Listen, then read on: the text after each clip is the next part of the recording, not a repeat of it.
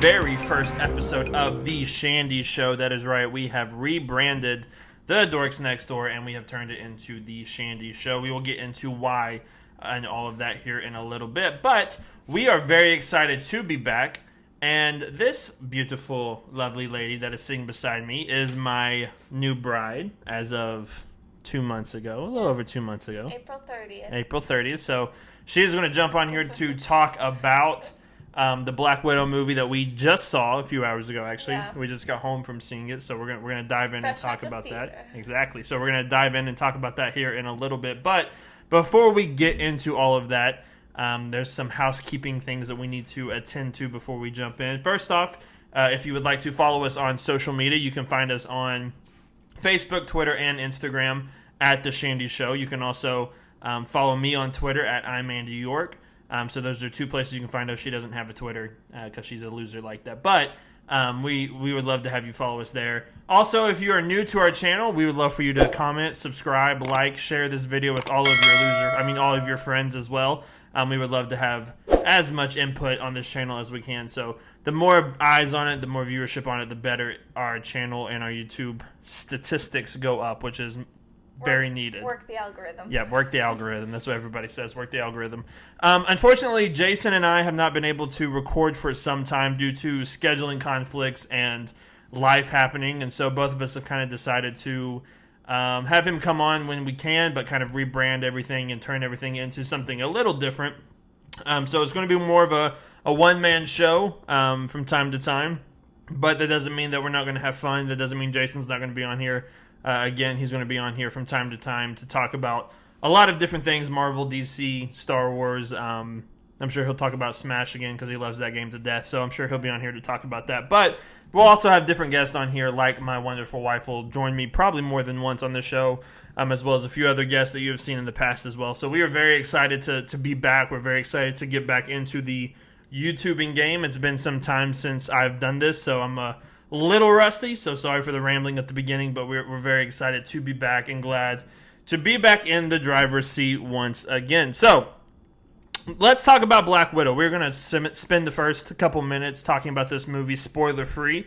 I have told Catie that if she spoils the movie in the first 5 minutes, she's not allowed to be back on the podcast ever again. So there's a lot of pressure on her not to say anything spoiler. If there's a lot of jump cuts, it's because I messed up on this end. So expect a lot of that. But first off, what did you think of the movie as a whole? What were your expectations going into the movie, and were they met? How did you feel about the movie after the credits and everything? How did you feel about it?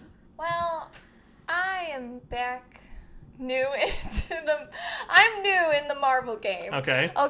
Prior to getting married, I had only seen Iron Man and Iron Man 2 in theaters. So this is my first time back to a Marvel movie in theaters. And so I didn't have a lot of expectations about it, but I really liked it. And I'm not that big of a movie critic, so anything's going to get flying stars by me as long as it's not like Sharknado or some movie like that, which this was far from. It was really good. I liked the screen quality and how they filmed it, and I liked the character development, which we'll get into later because that's some of the few notes I have written down. But I really liked it. It met all of the little expectations that I had. Good. We kind of talked about this before we went to the movie. My expectations for the movie were, I wasn't expecting it to be the best Marvel movie out there, but I wasn't expecting it to be like the Incredible Hulk and Thor: The Dark World level. But it met my expectations. It wasn't the best MCU movie out there. I had some issues with it that we're going to talk about here in a little bit. But I did enjoy it for the most part. I definitely would put it in the middle tier. I am very happy that Black Widow finally got her own solo movie. It's probably 5 years too late, but that's all right. She finally got to be on the big screen by herself, and I think she delivered. I think Scarlett Johansson had a very strong performance. I don't think it was probably her best performance as Black Widow for me, but I did really enjoy her performance. David Harbour, as you can hear my dog probably drinking in the background. David Harbour and Florence Pugh, I think that's how you pronounce her name. It's Pugh. I think it's Pugh. Anyway, could pass it for me. I don't know. Those two really stole the show as Yelena and as Alexia, the Red Guardian, they really stole the show from me. I thought their humor was spot on throughout the entire movie. I liked the amount of humor that was in there. It kept the movie moving. Yeah. There was more humor in it than I was expecting. Yeah. And so that was definitely nice. And it didn't overreach with the humor, which can tend to happen in Marvel movies. And I think it met the line pretty strong. So I really enjoyed the humor in the movie. Scarlett Johansson, like I said, did a really great job. Taskmaster was, to be honest, a little underwhelming for me, which we'll talk about reasons why here in a little bit as well. But overall, if you had to rate this movie out of 10, what would you give it? I'm throwing you on the spot with this one, too. So if you had to rate this movie out of 10, what would you give it? I'm indecisive. That's true. And I am too kind in my critiques. That's very so true I as would well. probably give it like a 7 or an 8 out of 10. Oh, okay. I don't know. I think it's good. It's a good movie. But like, had I been able to experience Endgame or something like that in theaters, that would probably be a 10. That'd be up there. But I didn't get to do that because I watched it many years later. But I would give it a like 7, 8. Okay, I would give it a 7 too. So that's pretty Okay. average. Yeah, so that's spot on. that's pretty good. That's pretty solid. So definitely, if you have not checked it out, this was our spoilers free section. So if you were a little iffy about the movie and you clicked on our video, why would you click on our video? Because there's a lot more talented and more professional people than the two of us sitting here talking about the movie. But we really enjoyed it as well. So we definitely recommend you go seeing this in theaters as well. I think that really added. I didn't know what to expect from an audience either, with this being the first MCU movie after the pandemic. What would we expect to see? I wasn't expecting to see a full house, and I think every seat was full. Yeah. And everybody was engaging and laughing and Yeah. going along with it. So And there was an applaud at the end. there was. So. So that was nice. It was nice to be good. back in the theater watching these movies again. But definitely check it out if you haven't seen it yet. So all of the boring part out of the way, all of the spoiler-free section. It's time that we're going to jump into the spoilers. There will be a spoiler warning somewhere on the screen here, probably above her head, like right here, this entire time. So if you have not seen the movie, get out of here. You want to see it yourself, so get out. That was weird. Get out of here, go watch it, and then come back and join us for this conversation. So let's start with the weak points of this movie. Did anything stick out to you as being a weak point, or did anything stick out to you as lacking in some ways in this movie?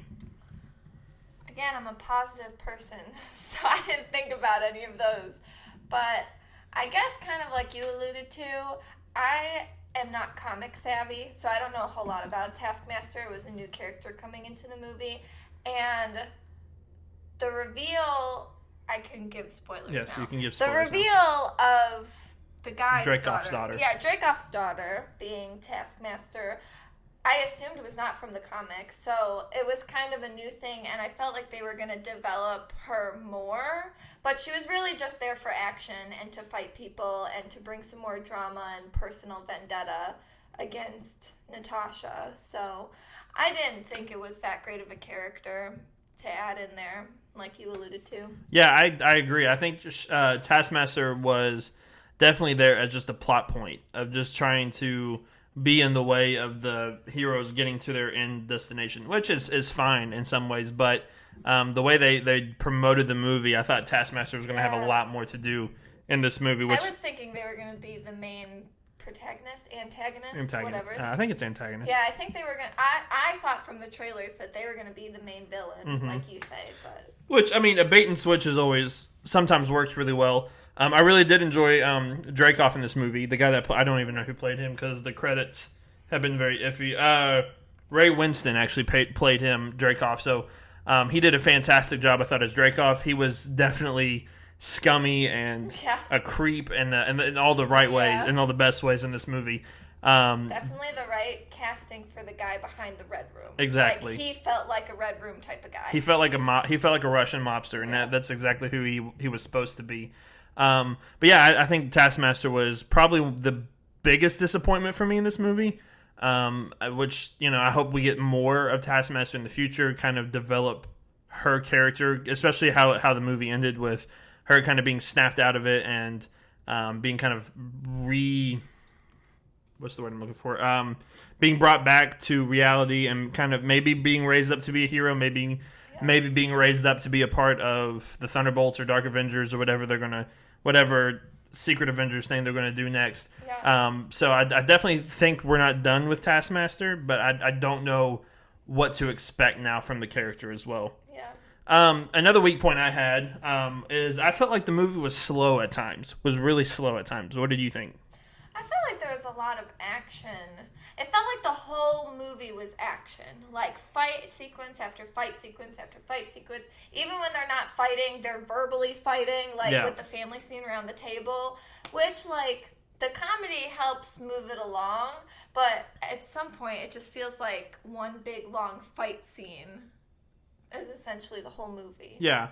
Especially, the first, to me, the first, when we get up to the opening credits, even a little bit after the opening credits, it was kind of a slow moving, developing the relationship between the Melina and Alexia and Yelena and Scarlett Jane. Well, she is, but Natasha. Kind of setting them up as this rogue Russian spy team or whatever was going on in Ohio. Yeah. That seemed to. It didn't seem out of place. It just seemed really weird to begin the movie with. The action picked up pretty quick with it, but it was still. It seemed very dysfunctional to me. The entire movie seemed kind of dysfunctional to me. That it was cut weird, or that sequences happened in a weird motion and time for me. But I mean, it kind of worked out. Like you said, the humor helped a lot. There was a lot of action in it. The action, for the most part, was pretty solid throughout this entire movie, which we'll talk about here in a little bit. And not to undercut it. The fight sequences were great, especially when, Natasha was taking on all of the widows at once. I was thinking, if she wins right now, that's kind of unrealistic. She needs to take a downfall, but then comes in, Yelena. And with the antidote to it, and kind of wrapped off that scene well. But again, it was just some fighting until the scene ends. Yeah, definitely. And then my last weak point for the movie, and then we'll talk about some positives, because there are a lot of positives to this movie. But one of my biggest issues with a lot of Marvel movies, and this one is no different, the CGI in this movie at the end was very rough at times. Which I expect at times to be able to see, okay, they had to do CGI when she's falling through the sky. I totally understand that. But you're also Disney, and you have a lot of money that you're throwing into this. So the CGI could have looked a little crisper in places. Could have looked a little better in places. I think there's even one point where right after Taskmaster and Black Widow fall to the ground in the final fight scene, and Black Widow falls on the left side, Taskmaster falls on the right side, and they're both trying to get up. I think the Taskmaster was CGI until she fully stood up. Yeah, I'm not sure that scene particularly, but there's a lot of scenes where they're flying through the air, which understandably you need special effects for. But after seeing the rigs that they had for WandaVision, and how they actually take the characters and the actors flying through the air, I wish they could use a little bit more live action for that. Considering how half of Vision's costume is CGI, I never knew until the behind the scenes of WandaVision. And so knowing the quality that they can do with that, I agree. Some of the CGI could have been a little crisper, a little more flawless to avoid those obvious flying through the air. Right. So those are kind of my weak points, at least. Did you have any other weak points that you wanted to bring up or talk about before we kind of move on to the good parts, the highlights of this movie? No. I am, again, positive person, so I didn't even think about them. But with you bringing them up, I agree. They're valid. Okay. There were some flaws to the movie, but... All right, so let's kind of walk through this movie, not scene by scene, but kind of moments that stuck out to us as well. And if your notes, because you said you have notes, if there's anything you want to bring up, if there's anything you want to bring up now, you can go ahead and bring it up. Well, I had some topics. Okay, that's fine. Go ahead.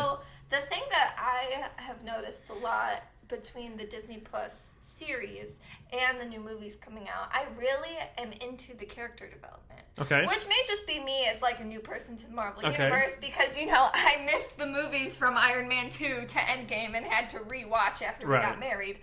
But I really liked the character development. Natasha in here, you see the struggle with good versus evil, kind of in Winter Soldier, and in Civil War itself, she doesn't know if she's the good guy or the bad guy. She's like struggling with being alone. Like, she's had moments in the past with Steve where she gets to talk to him and kind of build a friendship, and now she's trying to figure out what family she has, even though it's not a real family. She's trying to figure out, you know, where her old family was from, like her original birth parents, and now this, like, Russian spy family. You get a lot of emotions from her, which I was into. And she, not to just go on my own. You're good. Go ahead. No, go ahead. But I really liked how, like, human she was and relatable she was. Similar to the Falcon and the Winter Soldier, you got to see how raw Bucky was. Like, the pain he felt, the trauma he had with all the stuff he went through with this Winter Soldier. You got to see that in Natasha coming out of the Red Room, seeing her little sister go into the Red Room. Like, you got to see a lot of raw pain come through her, which I thought Scarlett Johansson did a good job at. Yeah. And I think, I mean, even going into, like you said, with Winter Soldier and Civil War, she had this inner battle with herself of if she's doing the right thing. And she's kind of had that since the first Avengers movie, when she talked about having red in her ledger and trying to make up for all the things that she has done in her lifetime. And you see that inner struggle throughout her, and basically her entire run in the MCU, especially even in Endgame, when she's sitting there talking about this is the only family she really had. Which, knowing what we know now about Black Widow, that kind of seems a little... The continuity in this movie was kind of all over the place as well, because it took place right after Civil War, but then she went back to help break out the other Avengers in the raft, even though we saw only Steve there, so maybe she just had the jet outside waiting for him or whatever. I don't really know specifically the timeline of this movie. I know it did happen after Civil War, but I don't know when exactly. But like, you see her go through this inner struggle and battle, and it makes sense why she did what she did in Endgame.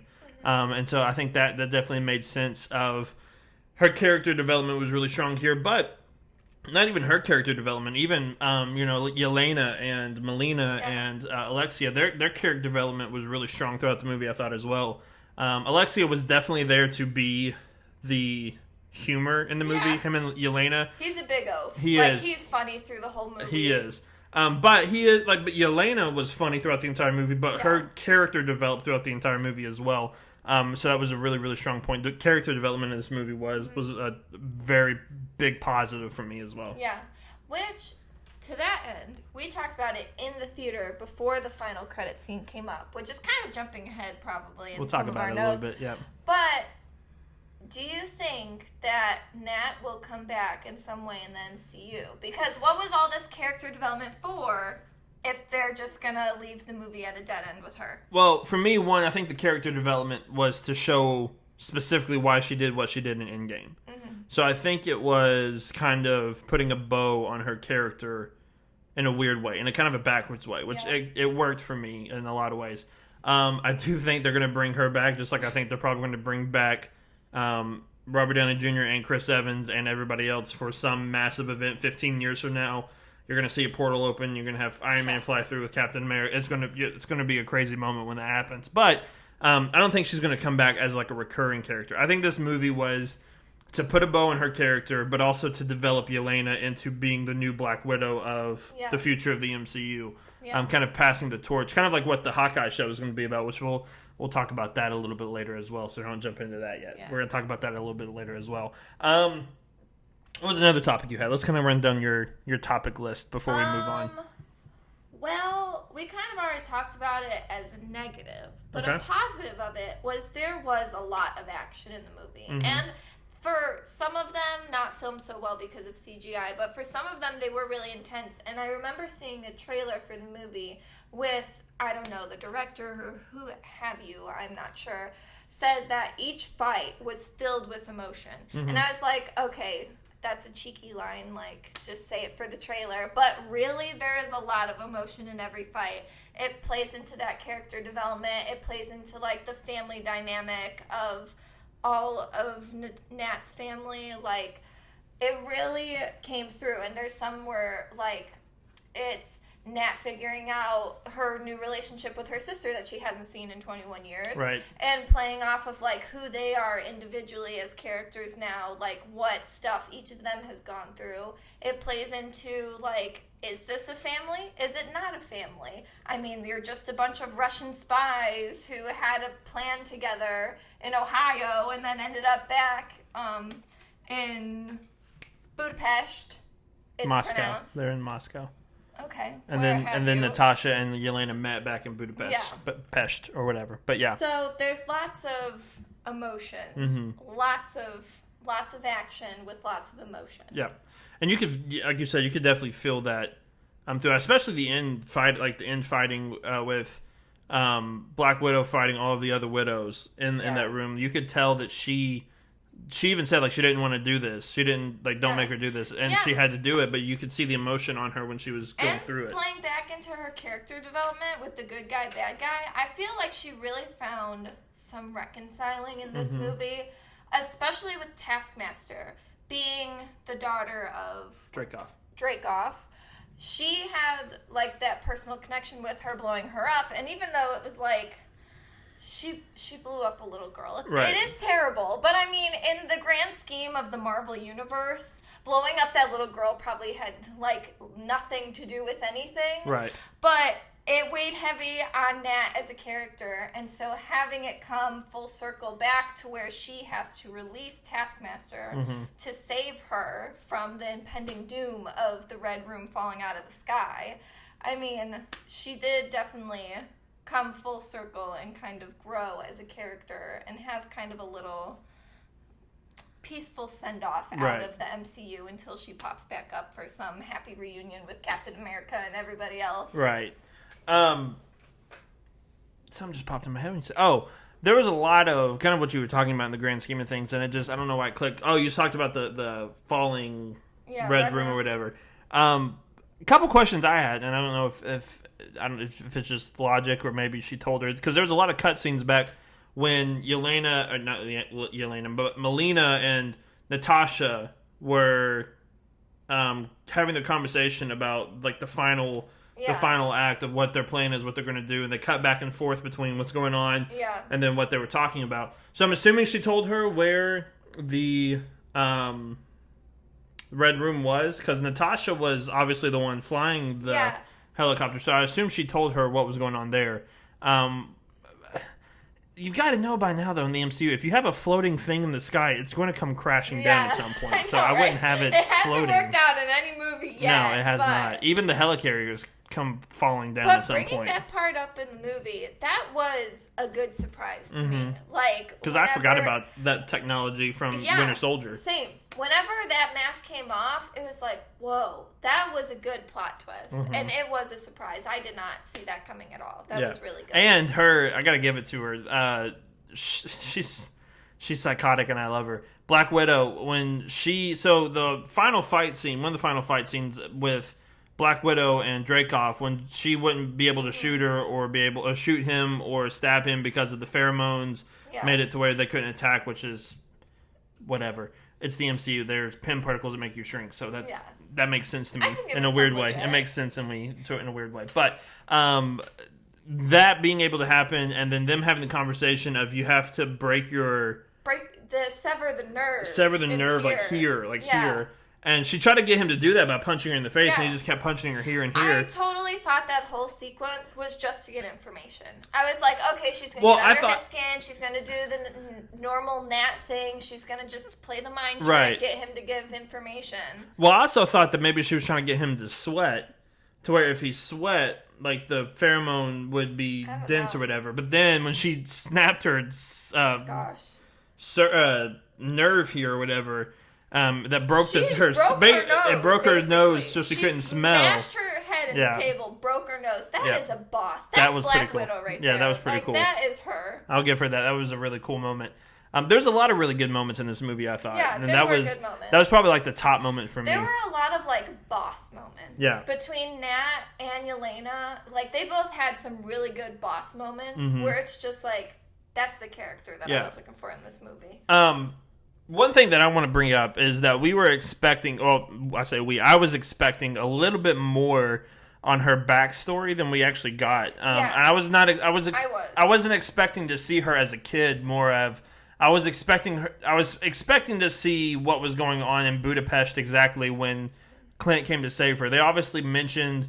Yelena asked what kind of bullets make those holes, and she said it was arrows. Talking about Clint, as well as when Black Widow went back to blow up or kill Dreykov for her to let Shield know that she was not working with him anymore, working for them. I'm assuming Clint was there as well. I think they mentioned Clint was there as well. I think that was their mission. Because they were hiding together and things like that. So we got some stuff, but I was kind of wanting a little bit more there. Yeah. I was kind of wanting a little bit more there because they had set that up since the first Avengers movie. Yeah. And so I was expecting them to give us a little bit more there. But what they did give us was some pretty off the cuff or like sleight of hand moments that was pretty cool as well. That was one thing. If I had to add my own negative. That was one thing that I walked out of the theater a little disappointed in, is that I don't know how long the sequence was in the beginning with her childhood and then them being taken away. Mm-hmm. But basically just the opening credits show a little like quick clip montage of what the Red Room was like. Mm-hmm. I was expecting to see like full training, like breaking down her as a person and like the brainwashing, the mental tricks. I expected to see more of the Red Room. I kind of did too. I will give them some leeway on that though, because we did see not a lot of it, but we did see some of it in Avengers: Age of Ultron when Wanda got into her head. We saw her doing the training and going in for the surgery and things like that. I really did. The opening credits of this movie were a little unsettling. Yeah, they made me uncomfortable. Which I think was the point, and I think they did a really good job because it was definitely like a. I don't want to really. I mean, it felt like the only way I can really put it. It felt like modern day sex trafficking. Yes, is what it was like the same vibe I got there. And you know, so it's very sadistic what they were doing to these girls. Even the map when what's his name? Dreykov. Yeah. You can tell I'm not a comic book nerd. When Dreykov shows that map and all the faces start popping up, and he's like, "They're no one. Nobody has them. He recycled the trash. I recycle the trash." Yeah. That I got a very like sex trafficking vibe from that. And he even said that like the world's biggest problem or something is girls or whatever. Yeah. Not to say that Disney endorses sex trafficking, no. but it just had that creepy element that makes and it was for the Red Room. It was for trained assassins, so it was nothing like that. It just got the feeling of what you see on TV, or I think you've seen it, but even like the Black Knight, the Dark Knight movie. Yeah. At the beginning when they've got those girls in the container shipments and Black Widow, Batman comes down to save them. It kind of got the same feeling of that intense, creepy moment there as well. But I love the opening credits of showing like people that they were going after, targets being circled. You had Bill Clinton in there with I think one of his advisors. Yeah. You had Vladimir Putin in there with one of his advisors. I didn't get to see all of the other stuff. I'm sure there's a lot of Easter eggs in those pictures that I will trace over when I go back and watch it again. On one view, you couldn't catch it all. No. But I did like that element too, like bringing the real world into the MCU. So I did really enjoy the opening credits, and it kind of set the tone. And that's one of the other things I wrote. And it's not necessarily a weak point. At times it was, but this movie at different times had different tones to it, which I don't think is necessarily a bad thing. But there were some times when it was like you would go from the really gritty opening scene of not the opening scene, but the opening credits going into her tricking Thunderbolt Ross, Thaddeus Ross, into thinking she was in some hotel or whatever, and she was actually on a boat. Like all that mixed well together. But then when we cut back to like humor moments, or this movie was kind of all over the place. It felt like at times. Yeah. Thunderbolt Ross was in it, but not really in it at the same time. I kind of wish we got a little bit more of him. I'm hoping to see more of him in the future of the MCU as well. But I definitely think that this movie's tone didn't have a specific tone to it. Yeah. And like I said, I don't think that's necessarily a bad thing. I was expecting it to be more of a Winter Soldier style movie of a spy thriller, crime heist thriller, or whatever. And it was kind of like that, but it was different in a lot of ways. In some ways it worked for me, some ways it didn't work for me as well. Yeah. I think, too, in relation to Thaddeus Ross, I've noticed, just as someone coming back into the MCU from the outside, it seems like they intentionally leave some of those characters off to the side. Mm-hmm. Like Wanda, the whole of like development of her through all the Avengers movies. Now you bring her into her own show. She had huge character development. Now she's the Scarlet Witch. Right. And she came into the role that all the MCU fans wanted to see her in as just Wanda Maximoff, now turning into the Scarlet Witch. Mm-hmm. So I have a feeling that they'll probably bring him into a more prominent role. They're just doing the MCU thing where they leave him off to the side and they'll get to him when they want to. Yeah. The first like three phases, because we're in phase 4 now. The first 3 phases of the MCU were definitely mainly about the first 4 Avengers, the original 6 Avengers, where it was the main focus of that. Now, you're right, the focus is definitely on Falcon and Winter Soldier and Wanda and kind of Vision. I don't know what's going on with Vision because of WandaVision. Even Loki is getting moments to shine right now. Hawkeye's kind of going to start getting his moment to shine, which we'll talk about here in a little bit. All these characters, they're bringing them back. It's their time now. Right, and so I definitely think he is going to play a bigger role as well. What are some other topics they had, or was that all the... That was a lot of them. Okay. That's pretty much it.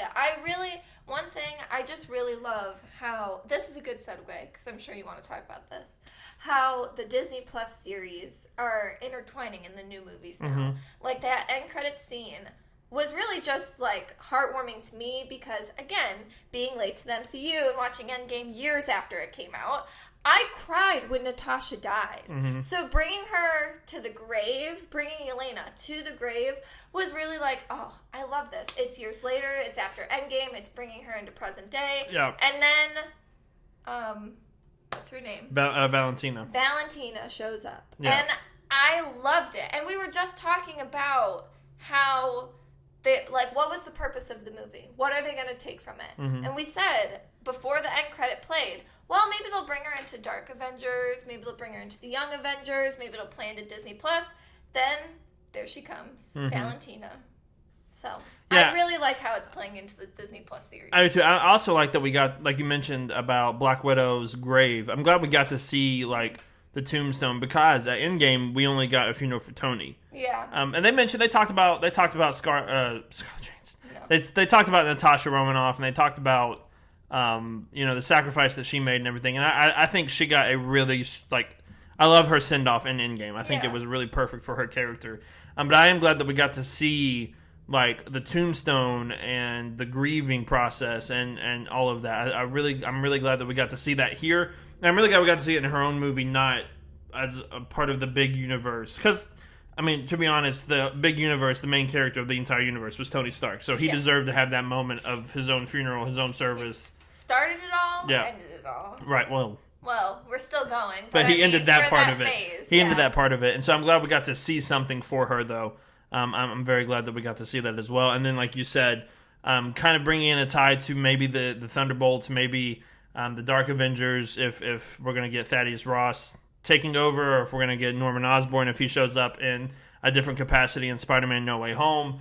There's a lot of directions that they can go in right now, which I absolutely love. I love the fact that we don't know where they're going. This is one of my favorite times of being an MCU fan, we have no idea what's coming up next. I know we're getting a Secret Invasion Disney Plus show that's going to deal with the Skrulls, and because we're seeing a lot more Skrulls in the MCU now. I know we're going to get that, but I'm glad we're not getting a movie. I'm glad it's its own Disney Plus show. I'm hoping that we're setting up more of a Secret Wars with all this multiverse mayhem crap that is going on in every single show except for Falcon and the Winter Soldier that's going on right now. So there's a lot of different directions they can go into.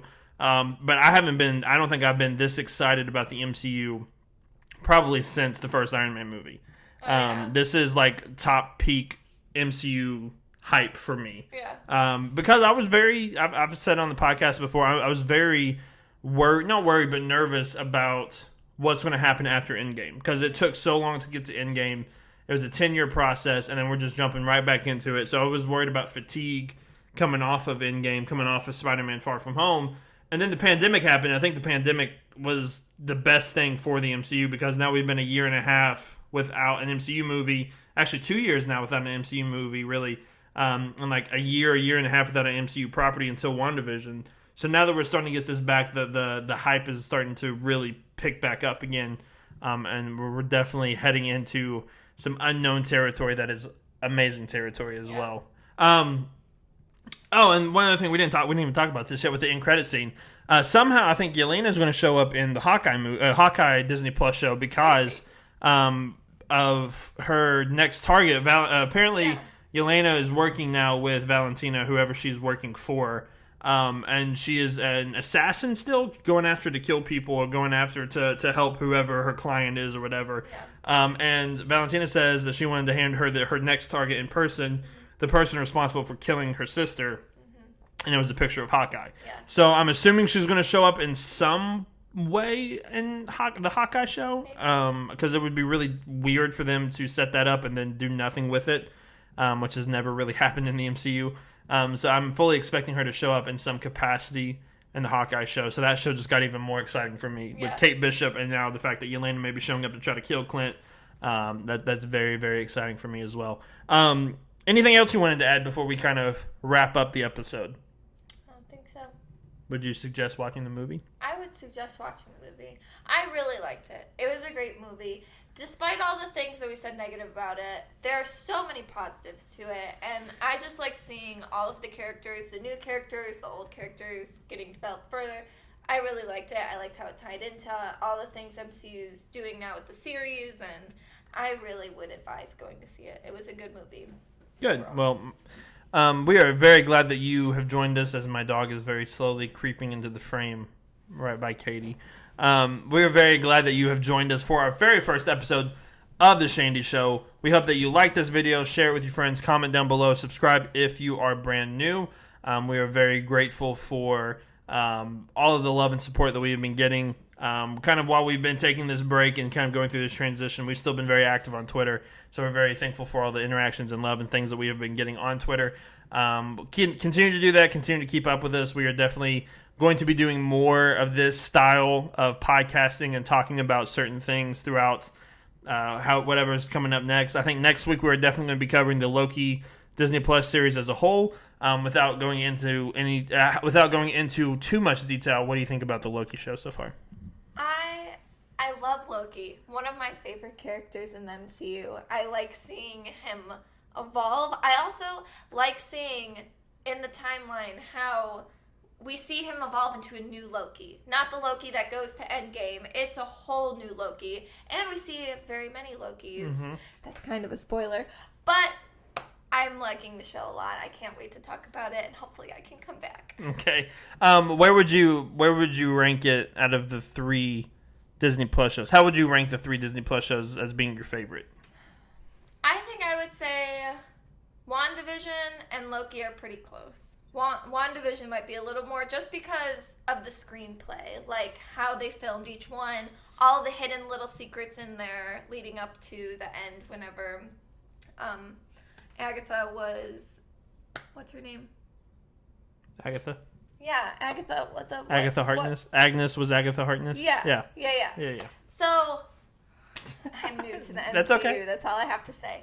I liked seeing all the little clues and then her show up then. That was a great series. I think that might be my favorite, and then Loki, and then probably Falcon and the Winter Soldier. Yep. Although I have a soft spot for the Winter Soldier, and I loved his character. I'm all about character development. Mm-hmm. I loved his character development in there, but it was more of a action show. I'm not into the action ones. I want to see like the characters interact, see the complex things happening, the little secrets in the background coming together. I think that's more my style. Yeah, I think I would agree. I think WandaVision is my favorite Disney Plus show so far. And then you have Loki, and then you have Falcon and the Winter Soldier. But all 3 of them are fantastic shows. They are. The finales on the Falcon and the Winter Soldier and WandaVision, to me, have been very underwhelming. The show has outdone the finale, which is a different topic for a different day. So I'm a little nervous about... I have my view on that as well. Maybe that's another podcast. I'm a little nervous about next week's episode, but I fully expect it to be crazy as all the other ones. And I don't know what to expect at the same time. So that's a great thing to be in as well. But Katie, thank you so much for doing this with me. Thanks for having me on. Absolutely. We're definitely going to have you back on. We may, if depending on who we can get for the Loki show, we'll definitely have you on for that as well. Yay. And we may do like a talk to somebody else, have all three of us come together and talk. Use that Zoom call. Yeah, we'll use that Zoom call. Now since COVID, everyone knows how to do it. But once again, thank you guys so much for watching. We really appreciate you guys tuning in and listening to our very first episode of The Shandy Show. Make sure you comment, like, share, do all of those wonderful things with this video. Make sure you subscribe to our YouTube channel. Make sure you go and follow us for the audio version as well. You can find on Spotify, Apple Music, and Google Play, as well as SoundCloud.com and Anchor.com as well. You can definitely check out the audio version there as well. We are going to be doing some live streaming stuff hopefully very soon. We just moved into our new house, so I don't have anything set up yet. This was definitely off the cuff, setting all of this stuff up. As you can tell, there is nothing behind us. Hopefully that'll change very soon. But we're very excited to be getting back into this podcasting and YouTubing game. But for Catie, my name is Shandy York. Thank you guys so much for tuning in and joining us, and we'll catch you guys in the next episode.